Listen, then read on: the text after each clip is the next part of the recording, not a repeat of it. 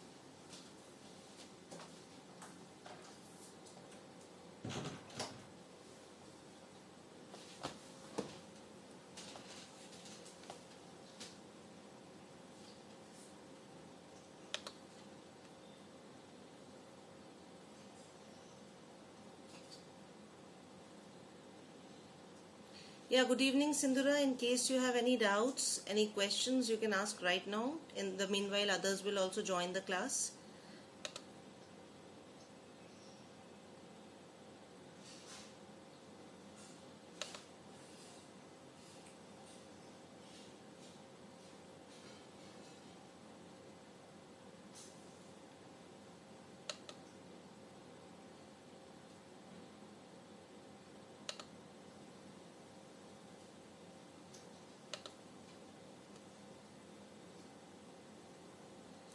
I'm just adjusting some of the settings here.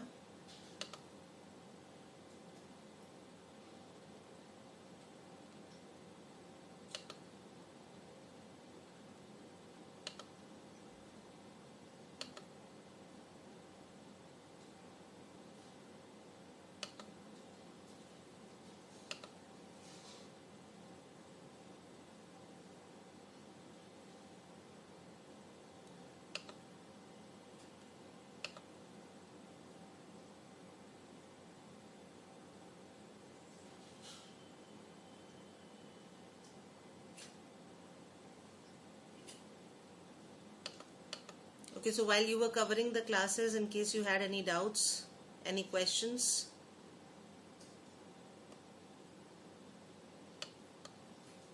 Actually, for last some classes, I was not able to make it at time, so everybody has got the idea that ma'am will be slightly late, and I think so they will take some time to join in the class. See, in the last class, we were discussing about estimation of working capital. I hope you've attended that class and the recording of that class.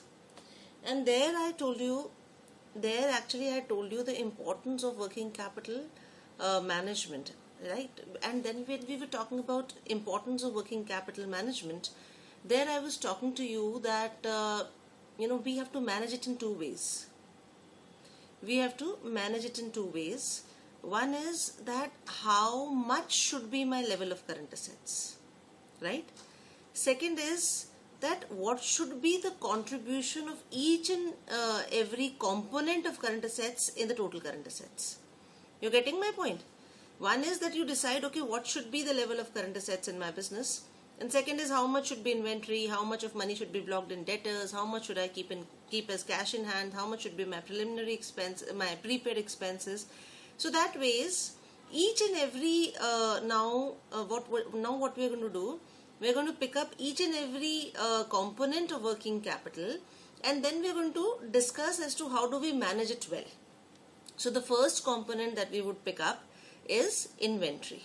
The first component of working capital management is inventory. Why inventory? Because inventory is one of the areas, one of the investments where in most of the businesses almost 40% of the total capital invested goes in inventory. So it is one of the most expensive assets for many of the companies, and therefore we definitely need it, because unless you have the inventory you cannot do good business, right? So the question is that how much of inventory should I have, right? So that's a very big question, because I do not want a stock out as well. I do not want a stock out, and this inventory can be divided into work in process, finished goods, and raw material. Right? That's how we have done in the estimation of working capital as well. We divided the inventory into three parts, and we tried to estimate each and every aspect of inventory. Now, good evening, Ganesh. Welcome to the class. Now, we in today's class we would be focusing on inventory altogether. So, as I said, that in order to manage inventory, we have to answer two basic questions. First, how much to order or how much to produce, and second is when to produce. Now, how much is an important question, because higher the inventory, we have higher investment in inventory. There's a cost of funds involved. We need warehouses to keep the inventory. We need warehouse keepers, and we need to pay them salaries. And a lot of other, these are the maintenance expenses which are required to be paid for keeping a high level of inventory, right? So I do not want over inventory, but at the same time, I do not want a lower inventory as well, because if there would be a situation of stock out, then I may lose today's business, and I may lose future's business as well, because the customer will go to another client. So that ways I need to answer these two basic questions: how much to order, and the second is when to order or when to produce. Because whether it is raw material inventory, then you have to order it. If it is your work in process inventory or finished goods inventory, then you have to produce it yourself. So the question is that when should we order? When should we place the order? Because if I place very small and frequent orders, in that situation, just one second.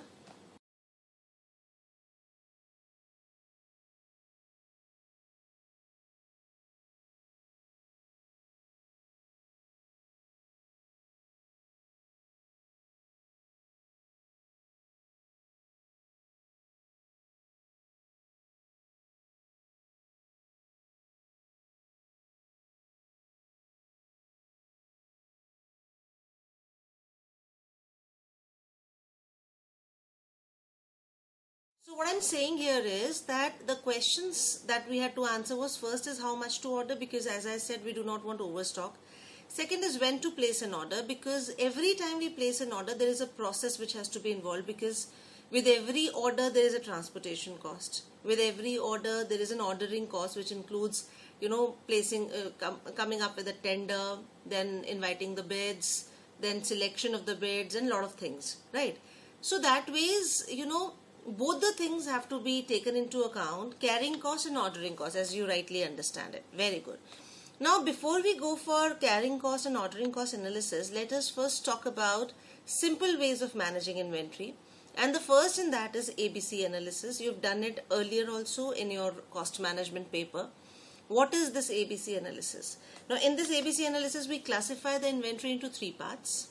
The inventory in which your most of money is invested, like the expensive items, even though there may be very few items, but because they're expensive items, so you have to manage that inventory. You have to take care of that inventory with a high priority. So that is A category inventory.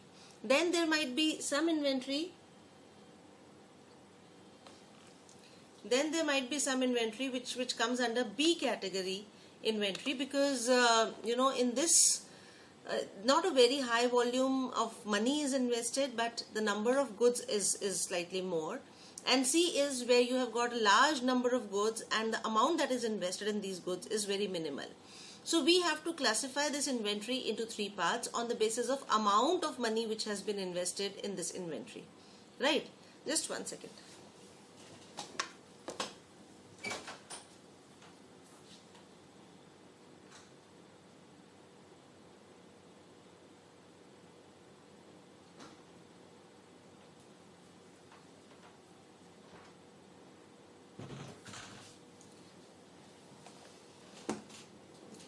So now the thing is that how do we do this ABC analysis? So far in last so many examinations, we were just looking at this concept like as any concept, because we thought it to be so simple that it would be asked in the examination. right? We understood that A class and items are those items in which 70 to 80% of your total money is invested. B class is those in which 15 to 25% of your money is invested, and C class are those items in which only 5% of your money is invested, but they have got almost 50 to 60% of the total inventory items. Now this is something which I have been discussing with many students over these many years, because we never thought that such a simple question would be asked in the examination. But in the last examination, I am not going into details, in the last examination in the new syllabus, we came across a question on inventory management by using ABC technique, right? And when we saw this question in the examination question paper, I thought, oh, such a simple paper. But what I realized is, because we do not do practical questions on this concept, for a 4-mark question, the students had to spend a lot of time. Now, if this kind of a question comes to you in the examination, can you just give me, though it's very simple, I'm saying that it's very, very simple. Now, can you just tell me as to how are you going to solve this question?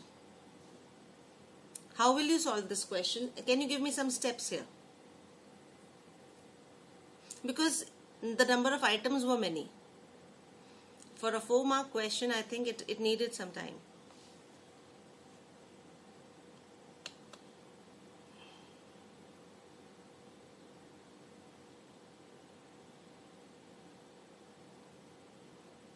First, we shall segregate based upon amount invested. So that means you have to first calculate the amount invested, because the amount invested has not been given to you. So you have to multiply the units with the unit cost, right?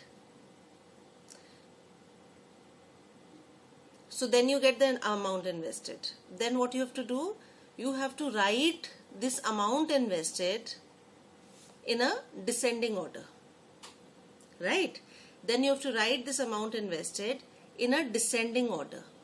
And then you have to classify it into A, B and C, where you will say that A class are those which are having almost 15 to 20% of the volume, but around your 60 to 70 to 75% of your money is invested in this, right? So that is what we did. We said that, okay, these are the items, right? Now, after doing the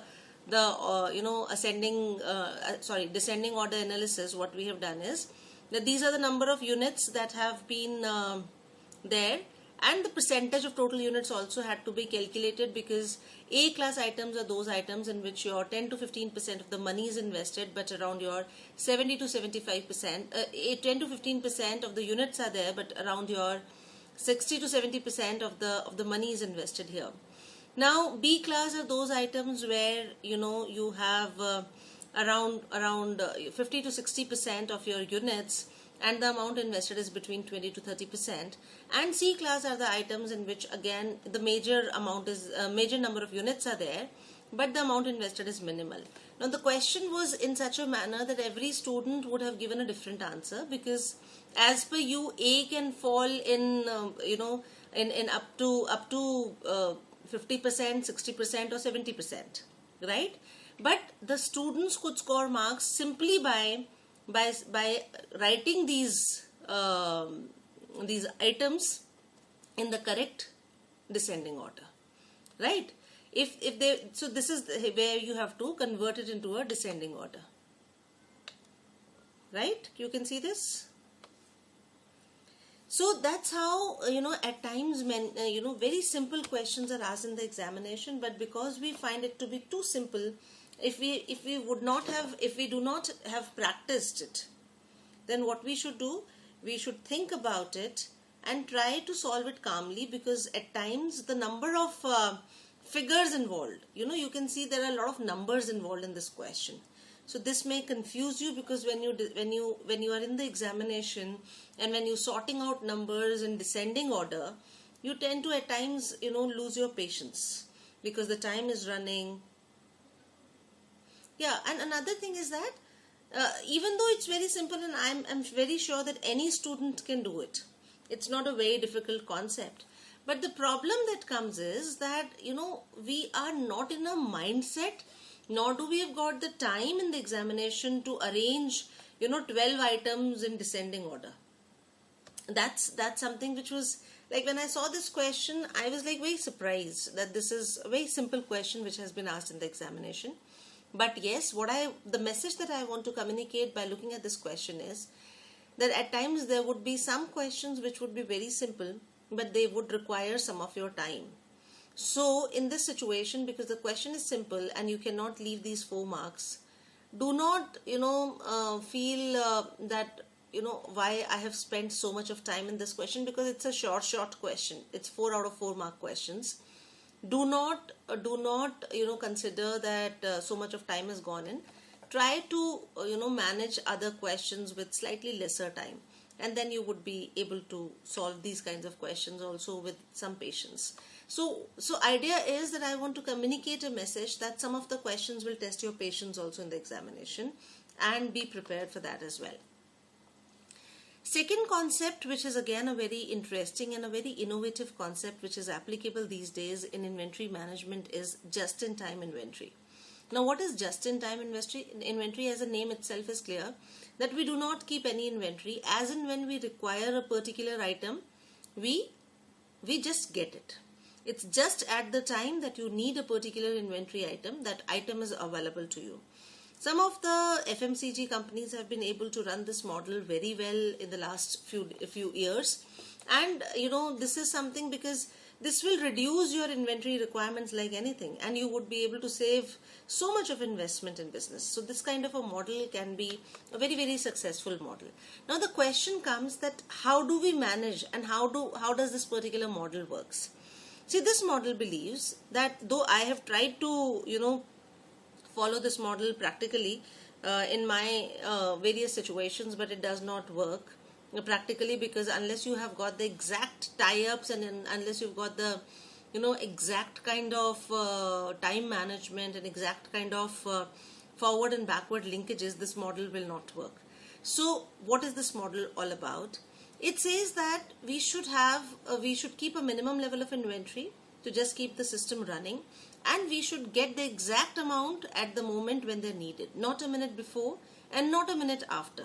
So everybody has to be on their toes at every point of time. That's very, very important. So in order to do profitable business, definitely we have to manage our operations in a manner that things are not. Now how do they do it?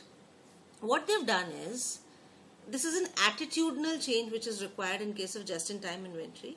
They said that in a particular organization, you've got, say, 100 people working on a particular project which has to pass from one stage to another. Now, whatsoever may happen, we cannot work with a speed which is at a speed which is faster than the speed of the slowest person rather. What I want to say here is that, supposing there is an organization in which, as I said, 100 people are working, and out of that 50 people are manufacturing, and say 40 are packing, and 10 are keeping goods from one place to another, moving goods, something like that. 10 are helping. Now, out of these all people, assuming out of 40, those who are packing, they are slow. Now, however fast these 50 people might be manufacturing, or however fast these 10 people who are helping, they would not be able to deliver the product unless these 40 people pack it, right? So even if they are producing very fast, or even if they are helping very fast, what will happen? If they produce very fast, these manufacturing people, if they produce very fast, there would be a lot of work in progress available at the packing center, and they will be packing slowly. Now, this particular model, the just-in-time inventory, said that let us understand that we cannot go faster than the speed of the slowest person. So, why to unnecessarily pressurize these 50 people? Tell them also to work slow, or you can have 40 people here and you can save, your salaries for 10 people. You can have 8 people here. You're getting my point? Why to unnecessarily speed up things when you cannot go faster than the speed of the slowest person? Or you increase the machinery over here, right? Or you improve upon the systems in the packing department. So in either ways, what we want to do, we want to work with the speed of the slowest production center, slowest workstation. Because there is an inventory, what happens actually,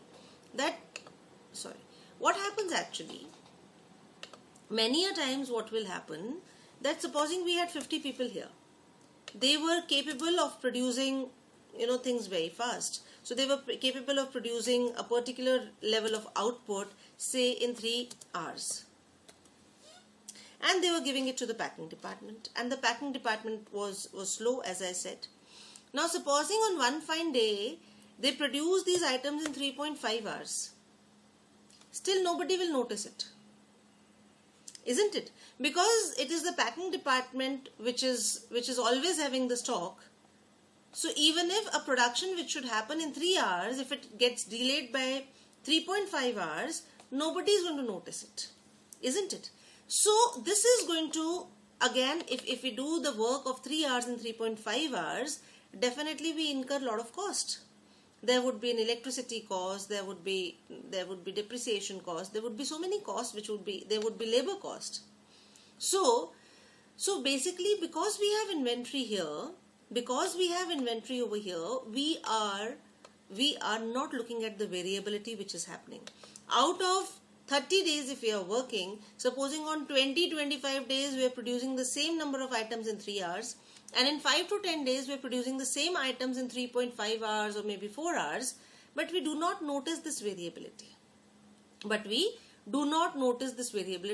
we have inventory. Now with the help of this particular inventory model, we are able to check the variability at different workstations. Now what causes variability? Variability is caused because of various reasons. See what happens. Basically, there are some delays because of power cuts. There are some delays at times because of employees not being available. There are some delays because the material is not available. There can be a number of factors, right? And those are the factors which cause variability. Maybe that employees or machine are producing certain items which are not according to the standards, they're wasting, or the drawings are inaccurate, which is leading to loss in production.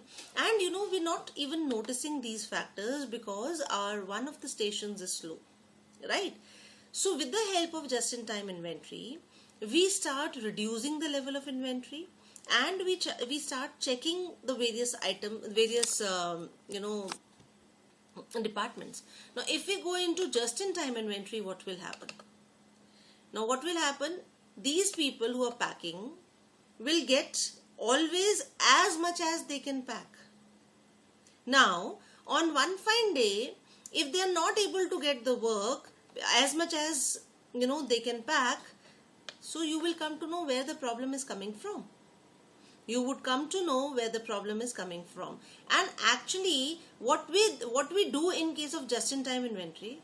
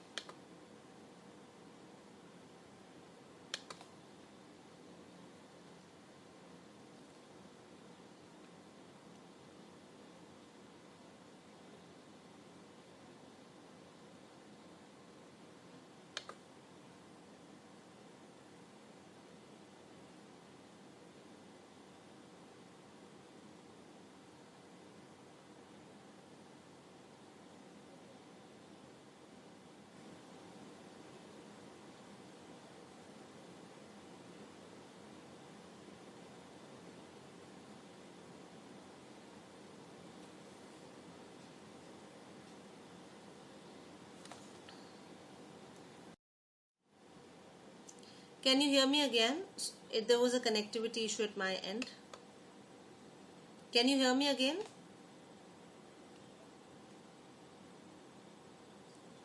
Okay. So what I was saying is that this, in case of this just-in-time inventory, we work on variability and we try to reduce the variability. We try to reduce the variability which is arising in case of a particular business. See, when we talk about the conversion of input from output, so we know how much is runtime. Runtime is the time that the machine takes to start, right? Then the machine has to be set up. There are certain settings, certain directions which have to be given to the machine. Then the products are put in the queue. Then it takes time to move the queue, and then there is a waiting time which can also be decided that okay, this is going to be the waiting time. But then there is some part which is called others. What is this others? Others we do not know. This can be because of machine breakdowns, it can be because of in-transit delays, employees not being present, inaccurate designs, or drawings, or whatever be the reasons. When we talk about just-in-time inventory, this others has to be reduced, and to a particular extent it can be even removed, right? So this is a model which requires a lot of efficiency, not only with respect to a particular workstation, but in all the workstations altogether. So a very efficient level of management can really do just-in-time inventory, and it is something which can really make your business very, very profitable, because you are not investing a very high amount in inventory, and you're thereby able to do business also very well. This will help you in elimination of waste. There would be a synchronized manufacturing, and you're keeping a very little inventory, right? So therefore your reorder levels drop, your maximum inventory level drops, and you are able to really do a very profitable business. Just-in-time inventory, as I said, is being practiced in some of the organizations by using the ERP softwares. And wherever this has worked, it has really been very, very successful initiative. In places where it does not work, it does not work. So it is more of an attitudinal change, and it is more of the efficiency level change which requires to go for a just-in-time inventory. Now, assuming that we are not able to, what about procurement process? So like in case of JIT you're talking about? Of raw material. See, here again they have got, as I said, forward and backward linkages. So they have got their set of vendors, and the price from those vendors are fixed very much for a particular year or a particular quarter or a particular period. Now, the moment if I know that okay, this is the lead time from a particular vendor, I decide to work according to that only, and I place the order during at the time whenever a little before the lead time, so that I get the stock as and when required. So if the lead time is 3 days, I place the order at 3 days. So there, as I said, lot of ERP softwares are helping out. So the ERP software will give you a signal, or will give you a warning that you need to place an order immediately. So, or maybe that the system is so automated that the order is automatically placed, right? So that's the level of efficiency which is required. So the moment you can feed in your computer that this particular vendor will take me 3 days to supply the order.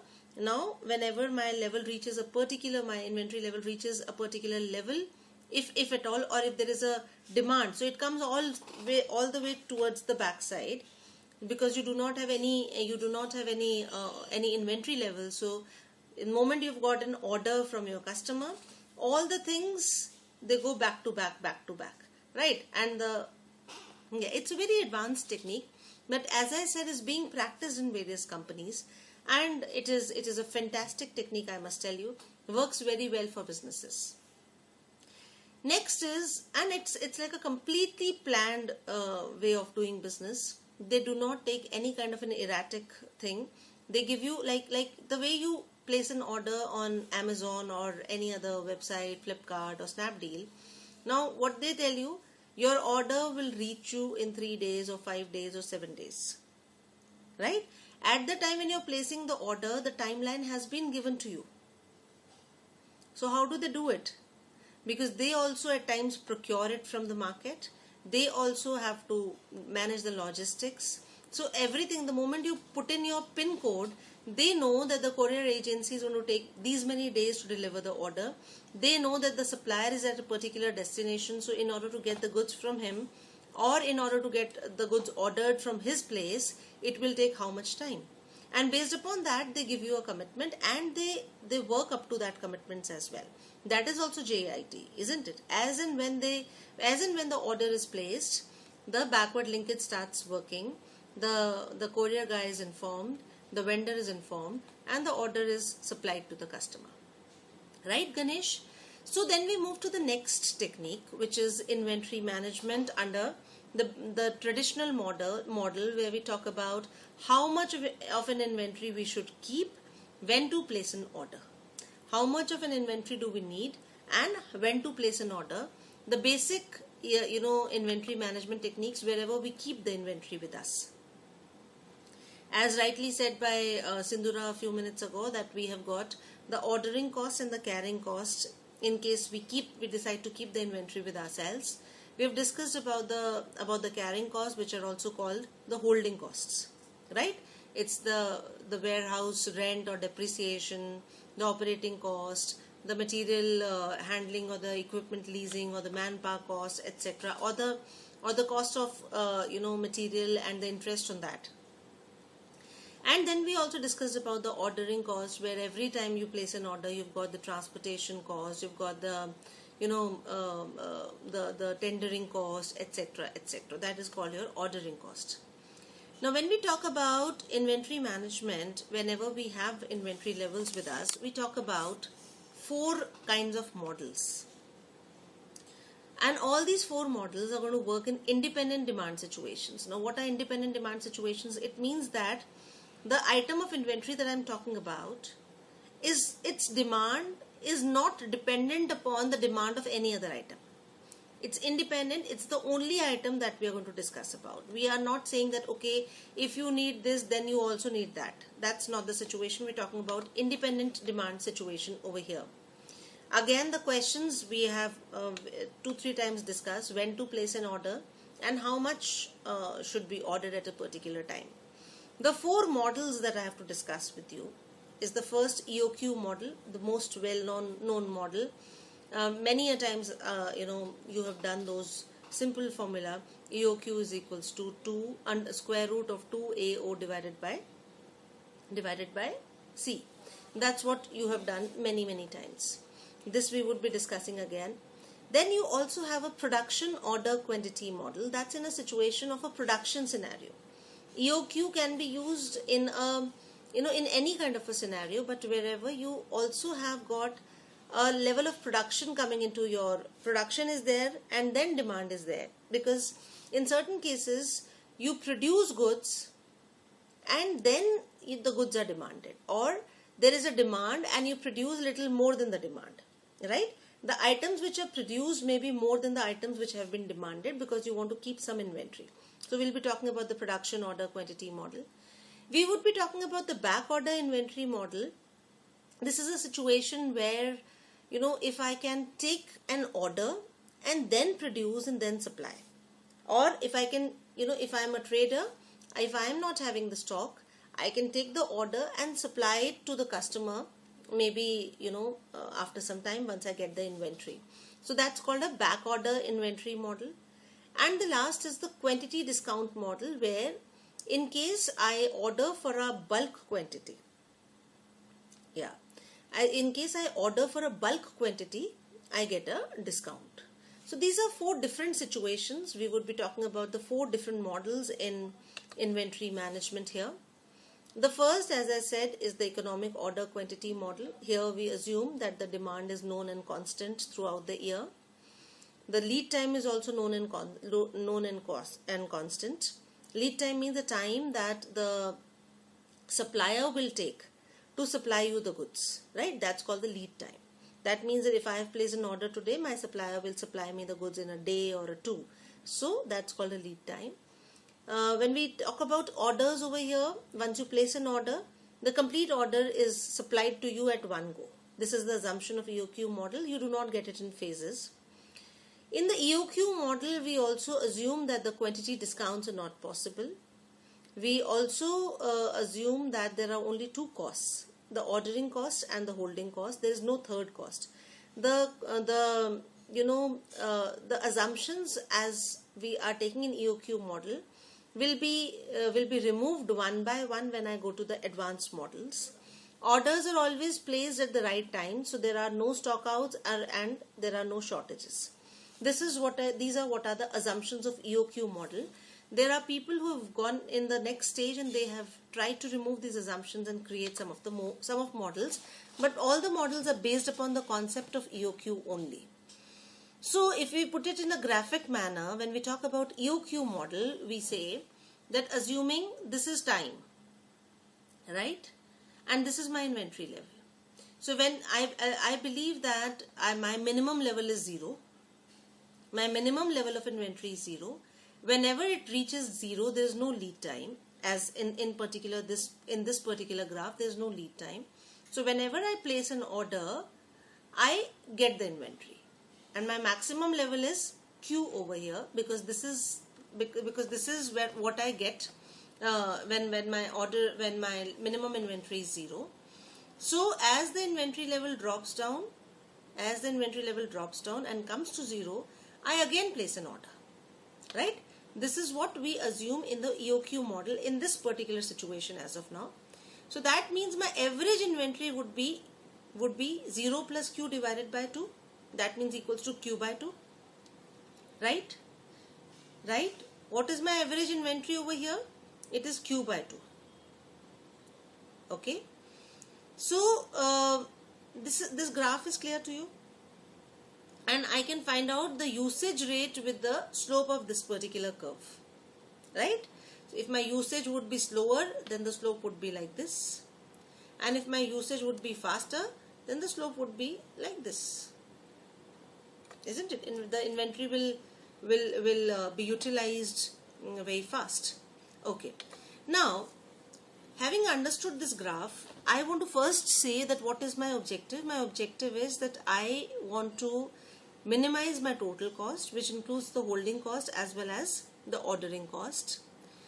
But if I reduce the ordering cost, my holding cost increases, and if I increase my holding cost, my ordering cost, if I reduce my holding cost, my ordering cost increases. I have to come at that level where my ordering cost is also low and my holding cost is also low. So what I do, I have again placed it in a graph, in a diagram. Here, as my order quantity is increasing, my ordering cost is also decreasing, because I will have to place lesser number of orders.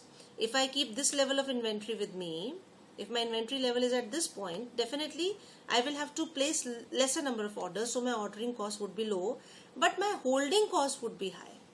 So as the quantity which is kept in inventory increases, your holding costs also increases, but your ordering cost decreases.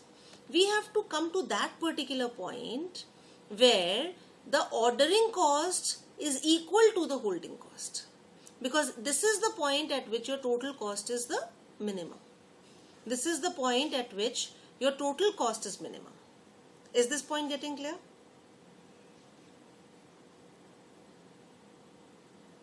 Is this point getting clear? Okay. So what we do, we're just putting certain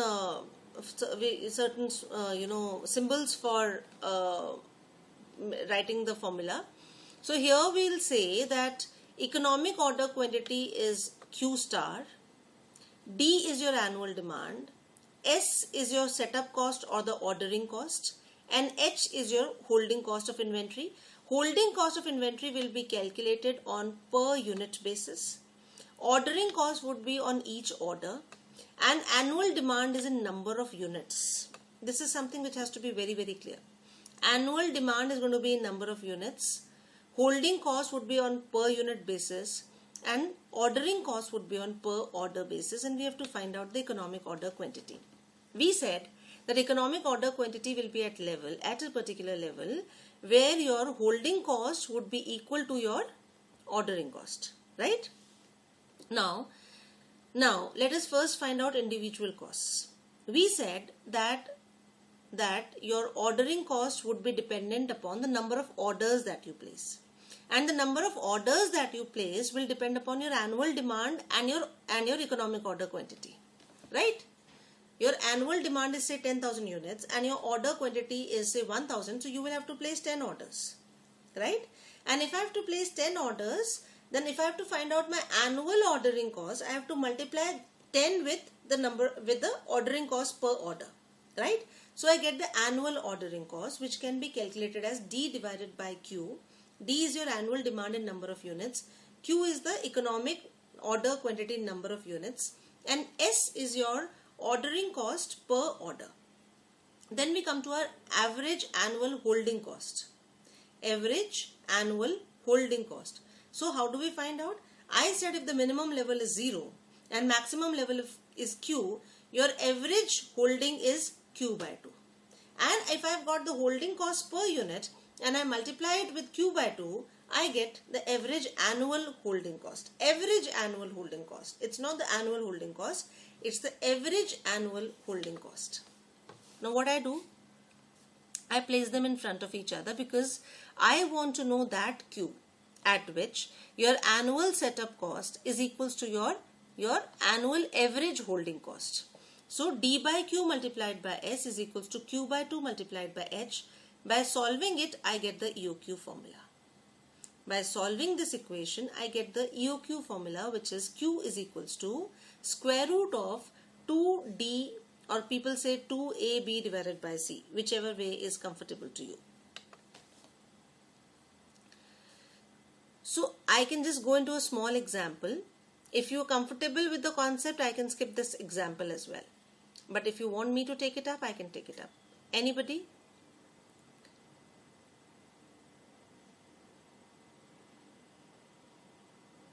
You will do it. Perfect. So you can find out. Okay, now, so you can do it yourself.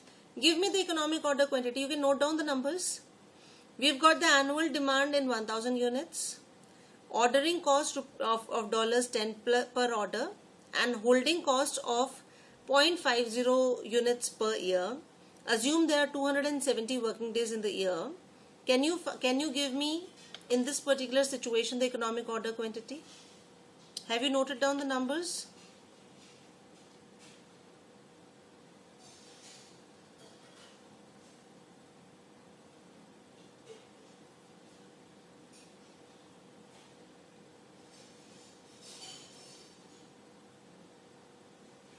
Are you doing it?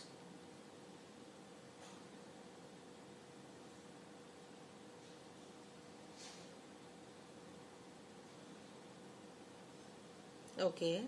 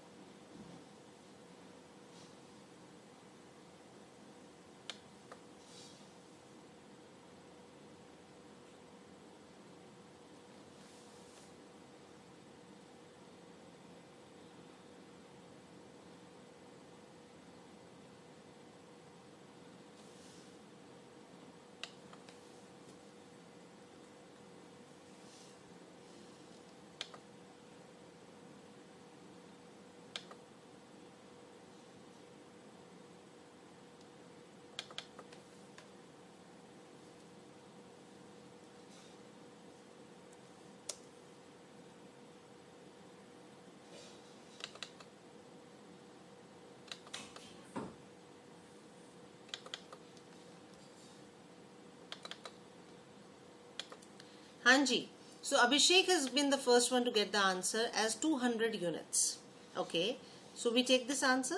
I hope everybody is there with us. We got 200 units as economic order quantity. Now we go to the next. How many orders should be placed during 1 year? Simple. How many orders should be placed during 1 year? 5 orders, because you've got 10,000 units or 1,000 units? 1,000 units. Okay. So you have, perfect. What is the expected time between two orders? How do you calculate? Just give me the formula. I do not want the number. What is the expected time between two consecutive orders? We can do it because there are 270 days in a year and you have to place 5 orders. So 270 divided by 5 is equals to 54 days, right? And what is the total cost? So for that we can find out the annual ordering cost and we can find out the annual holding cost. So annual ordering cost would be dependent upon the number of orders. You said that there would be 5 orders and $10 would be spent per order. So that would be 10 multiplied by 5. No, 10 orders you said? 5 times you have to place the order and yeah, it's 50. 10 multiplied by 5 is $50.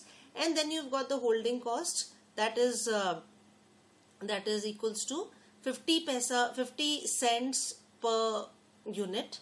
So how many units on an average you have to keep? You have to keep 200 divided by 2 is equals to 100 units. So that makes it again $50. So 50 plus 50 is equals to $100. This is your total annual cost of ordering and holding the inventory. Now this also concept you've already done, that in case there are certain businesses where you have to keep a minimum level of inventory and place an order because there is a lead time in which you get the order. So when you place the order, it takes some time to reach you, right? So order is not assumed, we will not assume that the orders are received immediately. There's a time lag between placement of order and reorder and receiving the order. So in that situation, we have to understand what is going to be that lead time, and we also have to find out your daily demand.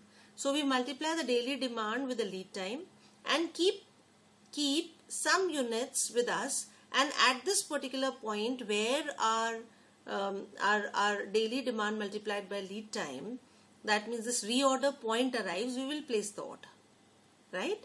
So demand in number of days multiplied by the lead time for a new order in number of days. So and then we make the graph again. So what we are going to do here is, in this particular situation, we are going to take time over here in days and we have got the quantity over here in units. So what we do, we say that we will place the order here, right? Because we've got a lead time. So we need to keep this much of inventory with us and place an order, and by the time the order arrives, we are again at zero level, right? So you place an order here at the reorder point. By the time the inventory arrives, you are again at the zero level, and the moment you need the inventory, it is there with us. That is called the reorder point. This is same as executive level. Yeah, it's just for your recap, right? Now it may happen that we said that there's going to be a reorder level and there's going to be a reorder point, but at times this lead time may differ. Initially, can we expect question? Yeah, I'm coming to that, the level at which the question is going to come. I'm giving you some concepts. Yes, simple questions can also be expected, but that's very rare. So I'm going to, and this is a chapter, as I said, from where question can come from any aspect. And minimum, in general, minimum you get 2 practical questions from this chapter and 1 theory question. 1 small practical question, 1 big practical question, and 1 small theory question. So what we do, we study each and every aspect because it's a simple chapter. Now coming back to it, what I'm saying is that supposing you're not very sure about the reorder level, it may take you 1 more extra day. So you need to keep some safety stock. You need to keep some safety stock with you. So how do we calculate that safety stock? How do we calculate that safety stock? Now, I'm using a particular example over here. I'm going very fast with this concept because I have to go to the next concept. Assuming that annual demand is 8,000 units in a year, there are 200 working days in the year, and lead time is 3 days, right? So we can find out the demand per day, and then we can find out the reorder point. Demand per day is 8,000 divided by 200, right? That is equals to 40. And 3 days is the lead time. So my reorder point is at 120 days. That's not at all an issue with you. Now, before going to this particular question, I think, okay, how do we find out safety stock? Let me first come to that. Maybe that it's not a part of the slides. If my reorder point is 120 units, now it may happen that, I have to, there can be some deviation in, in the number of units that I may receive, or in the reorder point. In that situation, we have to find out a standard deviation. We have to find out a standard deviation, which I would be discussing with you again as well. We would be finding out a standard deviation, and the units multiplied by a standard deviation will be your safety stock. Units multiplied by a standard deviation would be your safety stock, which I would be taking it separately. Here there is a very interesting question. Now Ganesh, I'll tell you what kind of a question can come, right? This is a question which has been asked in the examination long time ago, but it has been asked on EOQ level. Vaibhav Limited is engaged in manufacturing of machines used in construction. It is considering the possibility of purchasing from a supplier a component it now makes. It is making a component, but it is thinking that let us purchase it ready-made. So the supplier has agreed to supply the component in the required quantities at a unit price of rupees 18. Supplier says that if you buy this component from me, I will charge you a unit price of rupees 18, plus there would be transportation and insurance charges of rupees 1 per unit. Presently, the company produces the component. Now let us look at, because we have to find out the two situations. Presently, the company produces the component from a single raw material in economic lots of 3,000 units at a cost of rupees 4 per unit. At present, the company is producing it in economic lots. So you've got the economic quantity of 3,000 units. The average annual demand is 40,000 units. The annual holding cost for the company is 50 paisa per unit, and it has a minimum stock level of 800 units. You've got the minimum level, you've got the annual demand, you've got the the annual holding cost per unit. Direct labor cost for the component are rupees 12 per unit. Company also hires a machine at the rate of 400 rupees per month on which the components are produced. We have to find out whether the company should produce or procure the component. Now procuring is very simple, because 18 plus 1, 19 multiplied by 40,000 will give you the amount that is equal to 7,60,000 rupees that the company has to spend in order to get it ready-made. Now coming to, in case it decides to manufacture. In case it decides to manufacture, it has got the cost like 40,000 multiplied by 4 is the raw material cost. You have been given the labor cost, and you have also been given the machinery cost. But then there is some more cost which has been given to you in terms of holding cost, but ordering cost has not been given to you. Right? Right?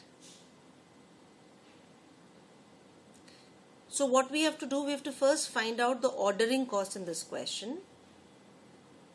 Then we have to add that ordering cost and holding cost also in the calculation to see whether the cost of making is cheaper or the cost of purchasing is cheaper. Now in order to find out ordering cost, what we need to do, we have to use the EOQ formula, because that contains EOQ is equals to 2AO divided by C. Now we do not have got this, we haven't got this O, right? So we have got the EOQ. We say 3,000 is equals to 2 multiplied by 40,000 multiplied by OM, whatever you want to say, divided by 0.5. Solving this equation, we get the ordering cost to be 56.25. We get the ordering cost to be 56.25. Okay. So now my ordering cost is 56.25. Let me find out the number of orders that I need to place. Right? I need to place for 40,000 units, I need to place 13.33 orders. Let us assume it to be 13 orders. So my ordering cost is coming as 731.25. My average stock level is minimum level plus maximum level divided by 2. Right? Here I do not have got the minimum level is not 0.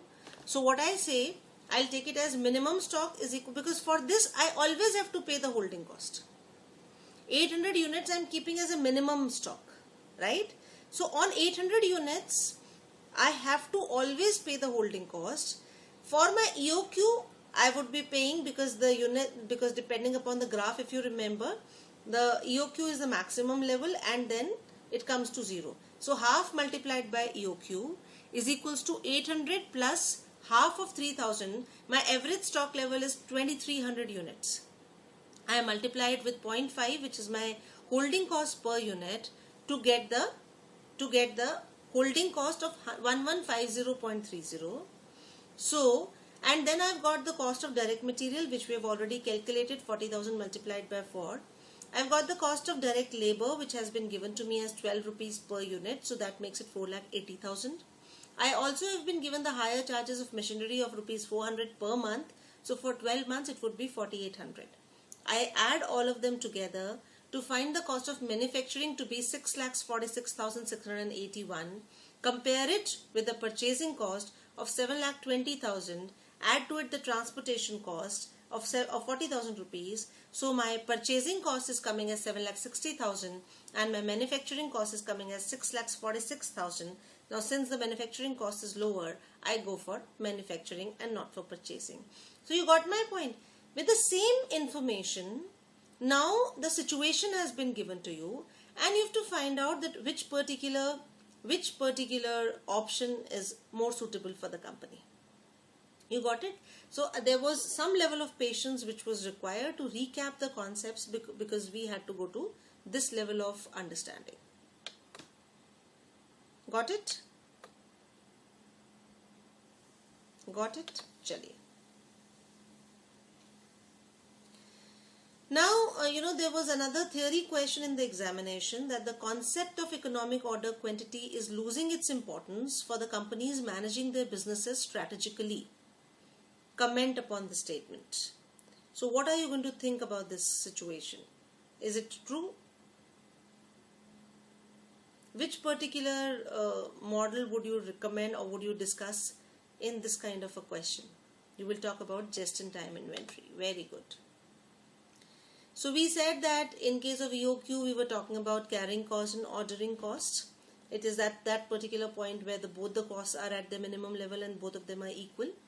But now we are talking about, the new concepts, which is like the just-in-time inventory, where we do not maintain any inventory and we try to always get the inventory as and when required, and therefore the EOQ model is becoming irrelevant. Okay. In executive, there is no JIT. Here also, they have just asked it as a short note or as a comment upon question in very, very rare situations, but they've asked, right? So we need to understand the concepts. Now we go to the next model, which is production order quantity model. Production order quantity model. This was also not there in your executive program. We are going to the next level of models where we are removing some of the assumptions. See, in EOQ model, we assume that the entire order was received at one time. But it may not be true. Some firms may receive their orders over a period of time. That means if I am a manufacturing company and I'm talking about a manufacturing situation, I may keep on getting orders on a day-to-day basis, but the entire order I'm talking here about from the customer, right? So my order from the customer might not be coming at one time. So I may be required to produce according to the number of orders that I have, right? So therefore we have to look at the daily production rate and the daily demand rate. Okay? Okay? We have to look at the daily production rate and we have to look at the daily demand rate. So in this kind of a situation, we are saying that supposing this is time, this is your minimum level, that is 0, and this is your maximum inventory. So when the inventory comes because of production, now this is how we are generating the inventory here, by producing the goods. Okay, so we've produced the goods and the level of inventory reaches here. During the day you got certain orders, certain demand was there, and you supplied against that demand, and the level again came to 0, and then again you produce, and then again you supplied, right? Is the situation getting clear? So here we have a daily production rate, a daily demand rate. We've got the length of production in days, and we've got the annual holding cost per unit. Similar model to the EOQ model, but with some new things which have been added to it. Now in the production order quantity model, your average holding cost, if you have to find out, as we did in case of EOQ, we said maximum inventory divided by 2 multiplied by H. Now in this particular case, what is going to be your maximum inventory? It is the number of units that you produced minus the number of units that were demanded. That is your maximum inventory. You're getting my point? You're getting my point? So if I'm talking about, because in the production situations, at times 1 unit takes a day to produce, at times 1 unit takes a week to produce. So you do not know what is your timeline over here. So we multiply P with T and we multiply D also with T, right? So your total produce is P multiplied by T. That means that, supposing if I'm talking about 1 day, number of units which are produced in a day and number of units which have been demanded in a day, right? So Q is the total units that are produced. Now Q, if Q is the total number of units which are produced, so P multiplied by T is the production. If I have to find out T is equals to Q by P.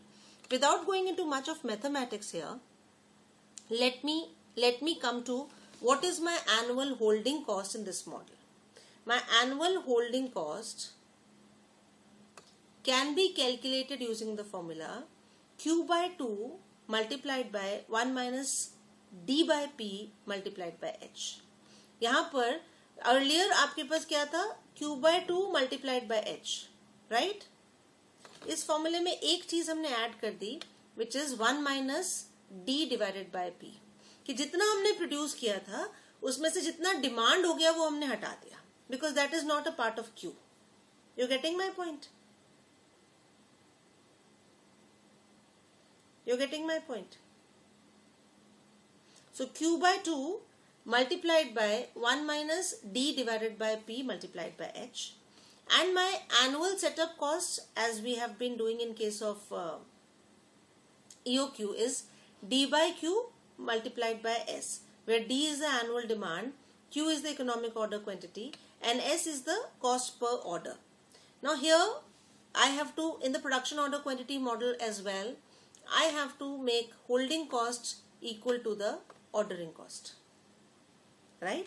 So I place them in front of each other to find out the EOQ formula. The EOQ formula would become 2DS or 2DO divided by H multiplied by 1 minus D divided by P. Is the concept getting clear to you?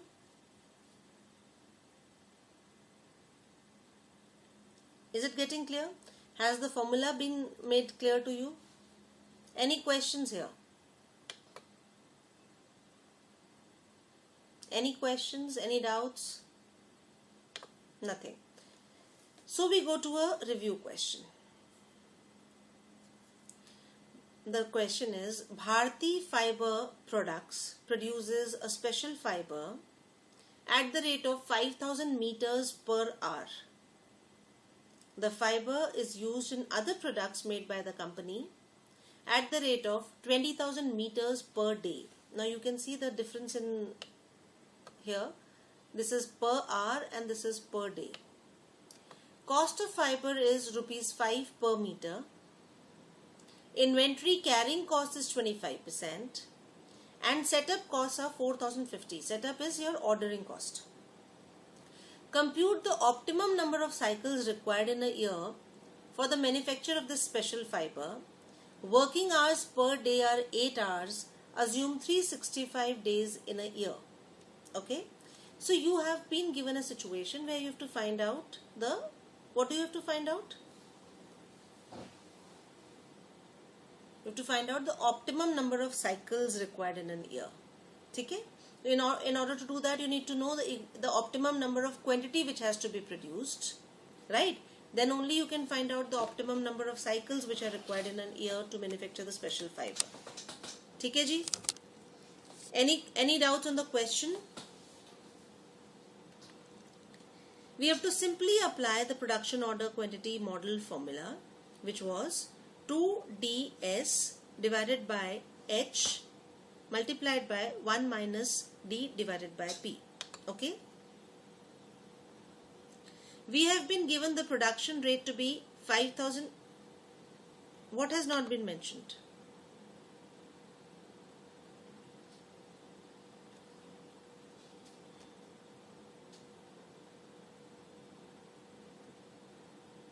That has not been mentioned, but you can understand it by the details which have been given to you. First of all, it is talking about a production situation, right? Secondly, it is telling you that the fiber is used in other products, so the demand has also been given to you, right? So therefore the method has not been given to you. Okay.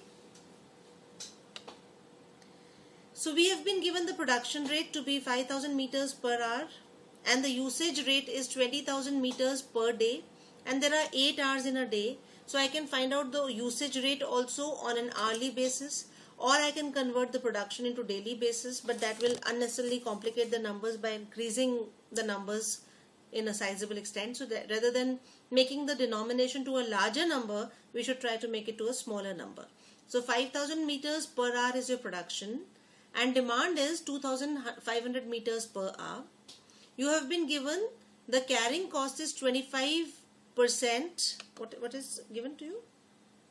The inventory carrying cost is 25%. Now whenever the carrying cost is given to you in percentage, it is percentage of the unit price. Okay, this you have done in the EOQ model as well, that whenever the carrying cost has been, that is carrying cost means the holding cost, has been given to you as a percentage, it is percentage of the cost, right? So here also the same is applicable. 25% of rupees 5 is equals to rupees 1.25, which is your carrying cost or the holding cost. Ordering cost has been given to you as 4,050 rupees per order. Now simply place the details into the formula. 2ds divided by h multiplied by 1 minus d divided by p. So 2 multiplied by d, your annual requirement is given to you as, annual requirement is given to you as how much? Okay, 20,000 units per day you require and 365 days are there. So your annual requirement is 73 lakh meters.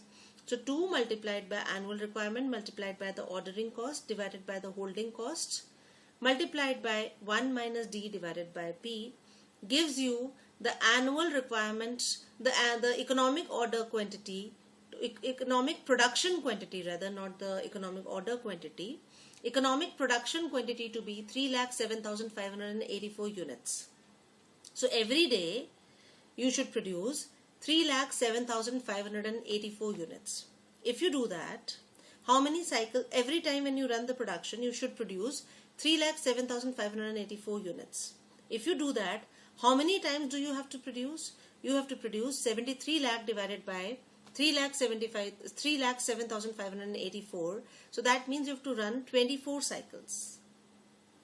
That means that you have to run 24 cycles, and in that situation your ordering cost and your holding cost would become equal to each other, right? Now why did we run the cycles only 24 cycles? Because you can see here that your ordering cost is very high.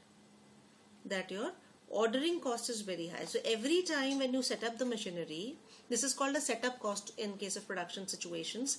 Every time you set up the machinery, there is a huge amount of cost which is involved.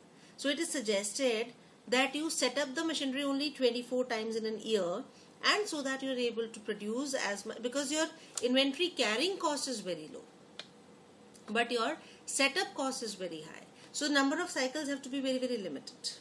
You're getting my point? You're getting my point? Okay. So then we move to the next model, which is the back order inventory model.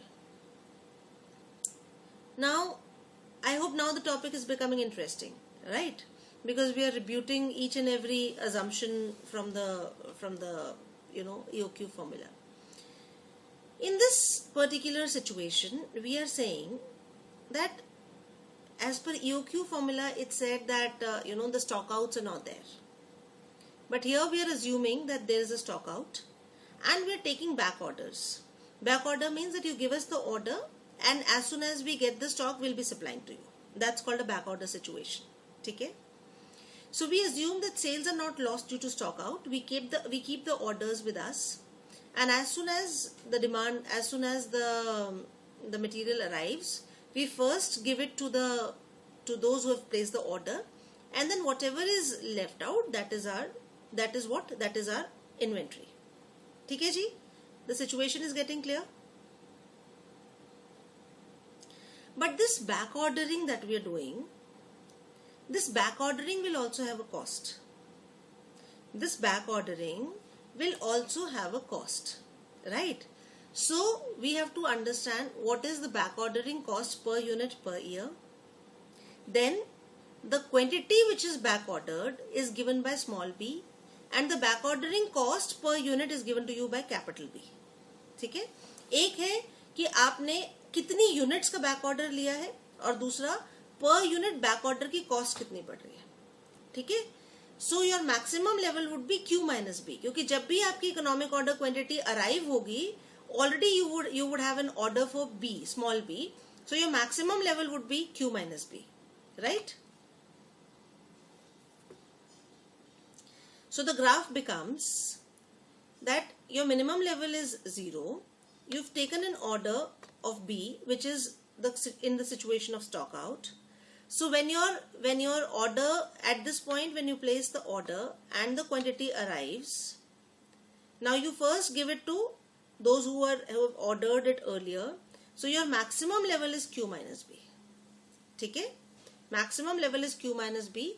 Then you have got Q minus B for some time, which you utilize over a period of time. You reach to this particular situation, and you are at a zero situation, but you still keep on taking the orders, and then again at T2 the order comes to you. Okay? Now in this model again we've got three costs. We've got the annual setup cost, we've got the annual holding cost, and we've got the annual back ordering cost. Okay? We've got now three costs.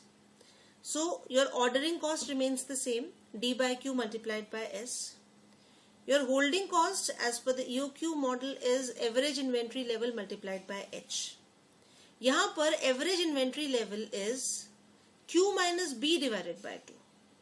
And this Q minus B divided by 2 is also there in stock in proportion of time, right? So time is T1 by T, which I would be discussing with you. So if I am trying to solve this graphical ratio, I find, I'm not going again into various details, I am finding that my annual holding cost is becoming Q minus B divided by 2 by H is understood to you. It is becoming Q minus B square divided by 2Q multiplied by H. थोड़ा formula change हो गया आपका. Just be very very careful with this formula. I'm not going into the calculation of graphics because we are assuming that here that t1 minus t is the time, because t is the total time in which includes the back order time as well as your and your total when you have the total quantity received. So in that we have to give it a proportion, and accordingly we calculated it by using simple mathematics, and we got the annual holding cost. Please remember this formula. I'm not giving you interpretation. It is coming as q minus b square divided by 2q. Q minus b square divided by 2q multiplied by h is your annual holding cost. Now let me come to the back ordering cost, because that is another cost. Again I have to use the graph only, but here also I would request you to remember the formula. It is b square divided by 2q.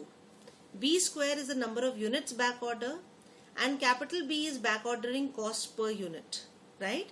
So b square divided by 2q multiplied by capital B. The only similarity in these two equations is that here it is q minus b square and there it is b square. Here it is h and there it is b, right? So b square divided by 2q multiplied by b is your back ordering cost, and q minus b square divided by 2q multiplied by h is your annual holding cost, right? So you would be able to remember it this way.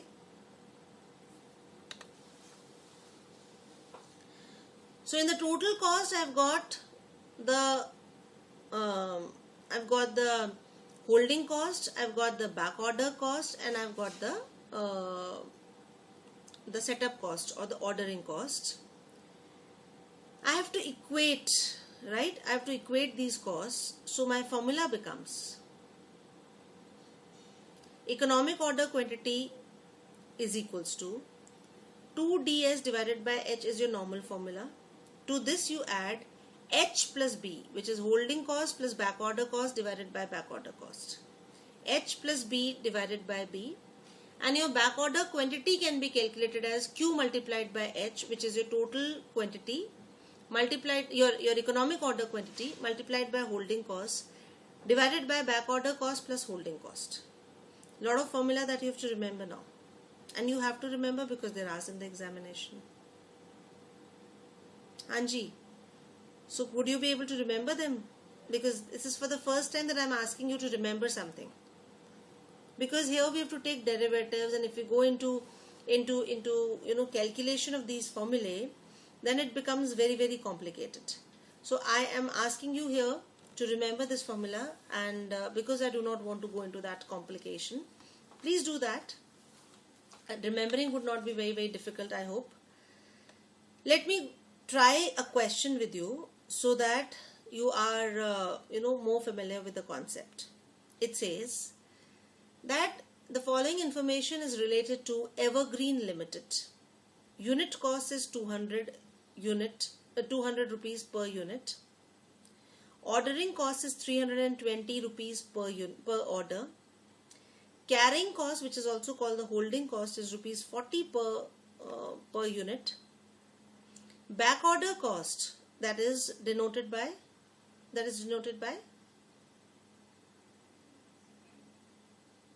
how do we denote the back order cost? Small b or capital B?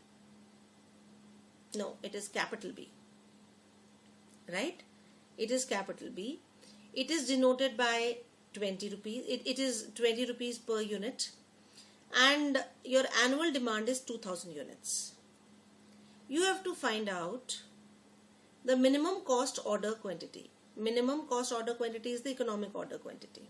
So you have to use the same formula, 2ds divided by h multiplied by h plus b divided by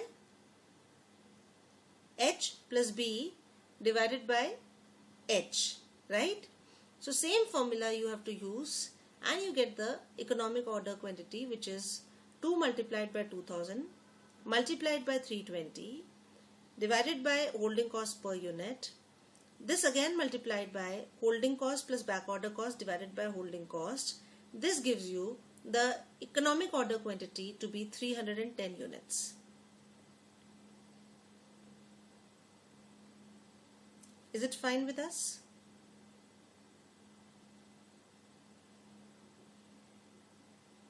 Okay. Then we've got the time between orders. Then we've got the time between orders. Time between orders is 2000 units that you want to use in a particular year, and your economic order quantity is coming as 310 units.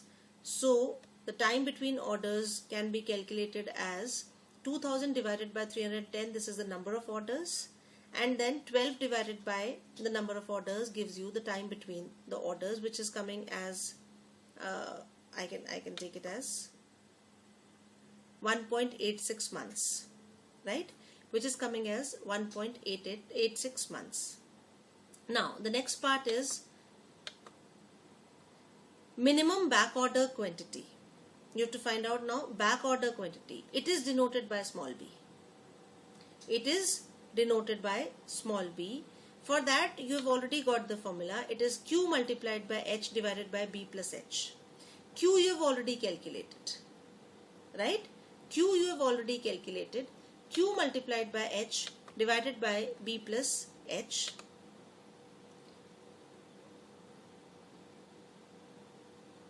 Just a second.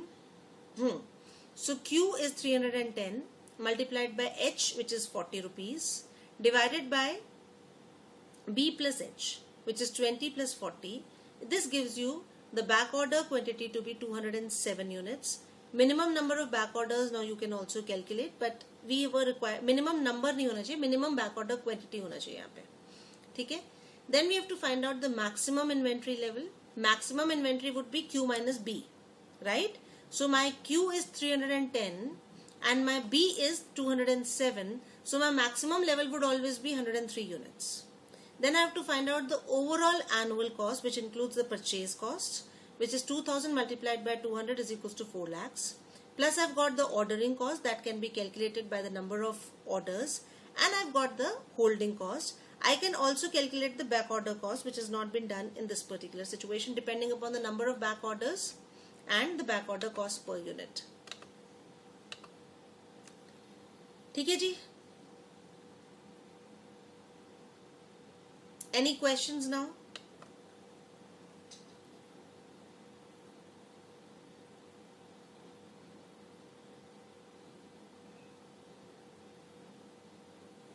Any questions, any doubts? You would not be able to get many books where you can get the questions of this kind. That's the problem. So in order to practice this kinds of questions, you can either create a situation for yourself, put in some numbers and try to solve. Yeah, that's what I'm telling you. What you can do is you can yourself, because the thing is that you have to just take some hypothetical numbers only, right? So just put in some numbers by yourself. Okay, if the demand is 10,000 units and if the back order cost is 50 rupees per unit, and if the holding cost is 30 rupees per unit, and if my ordering cost is say 200 rupees per order, what would be the situation? So just, because you have to just practice the formula. What you can do is you can put in some hypothetical numbers and try to solve it. That's the way, because it's not that this is not asked in the examination, but I have not come across many books where these concepts are there. I have recommended J.B. Gupta. That book must contain these kinds of concepts, but I'm not sure how many of you have got that book, right? So in case any one of you come across any questions on these concepts, please click a photo of those questions with solutions and post it on the WhatsApp group. Okay? This we can do. Okay?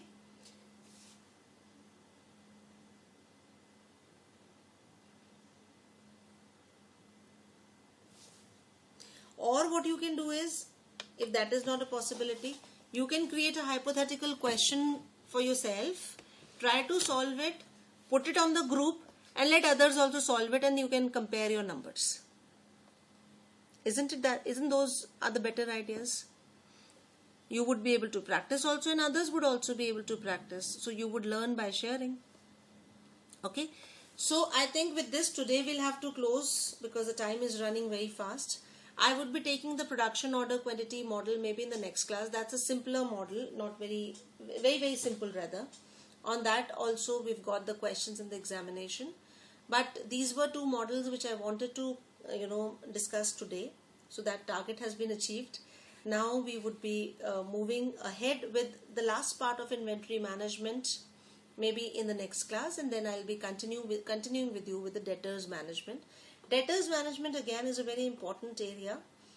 In the last examination also questions have come. Rather, in almost all the examinations we've seen the questions on debtors management.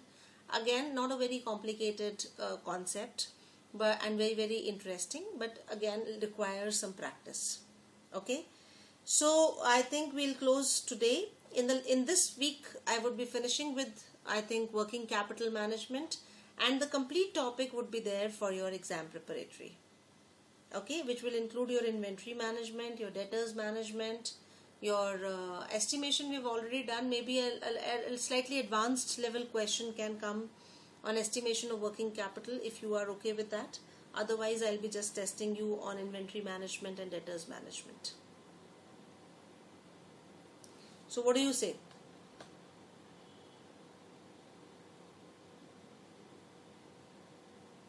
Everything. When shall be the last class? Last class shall be towards the end of October.